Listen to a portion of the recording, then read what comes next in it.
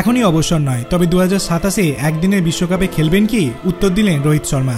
রবিবার champions trophy সামনে বসিয়ে তিনি ঘোষণা করে দিয়েছিলেন যে একদিনে ক্রিকেট থেকে এখনই অবসর নিচ্ছেন না।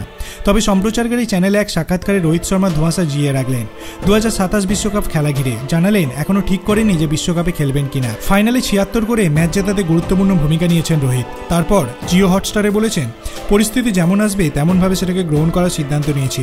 খুব বেশি দূরে তাকানো উচিত হবে না। এই মুহূর্তে আমার লক্ষ্য হলো ভালো খেলা এবং সঠিক মানসিকতা বজায় রাখা।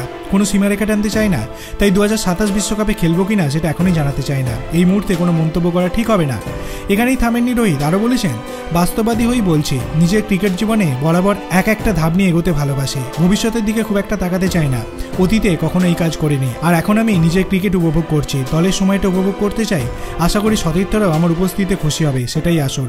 রোহিত জানিয়েছেন, অধিনায়ক হিসেবে তিনি এমন একটা দল গড়তে চাইছিলেন যাতে কোনো বিপক্ষ দলই যেন হালকাভাবে না নেয়। রোহিতের কথায়, বাকি দলগুলো কি চোখে আমাদের দেখবে সেটা বলে দিতে পারি না, তবে আমি চেয়েছিলাম কেউ যাতে হালকাভাবে না নেয়। 5 উইকেট পড়ে গেলেও যেন আমরা লড়াই করে ম্যাচটা ঘুরিয়ে দিতে পারি। রোহিতের সংযোজন, ম্যাচের শেষ বল হওয়া আগে পর্যন্ত প্রতিপক্ষ দল যেন চাপে থাকে। একইভাবে আমরা বল করার সময় যেন এই দলটা হাল ছেড়ে না দেয়। এই ধাঁচটাই আমি তৈরি করে পরবর্তী সময়ের জন্য রেখে যেতে চাই। আপনার কি মনে হয়, রোহিত শর্মা কি 2027 সালের একদিনের বিশ্বকাপও খেলবেন? সেটি আপনি ভিডিও কমেন্ট সেকশনে জানাতে পারেন। ভিডিওটি ভালো লাগলে লাইক করবেন, চ্যানেলটিকে সাবস্ক্রাইব করতে ভুলবেন না। ধন্যবাদ।